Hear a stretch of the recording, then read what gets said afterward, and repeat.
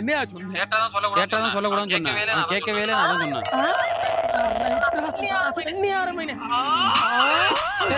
என்ன படிக்கிற? வேம் அடிப்பா.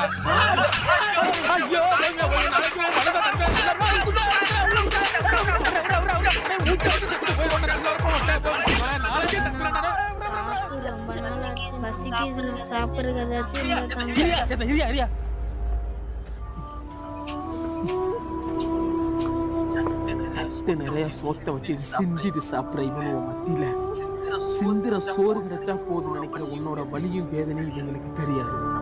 நமக்கு ஒரு விஷயம் வேணும்னா நாம தான் எடுத்துக்கிட்டு ஓடணும்டா. ஐயா கமெண்ட் போய் கிளம்பிட்டா திருப்பிட்டாண்டா.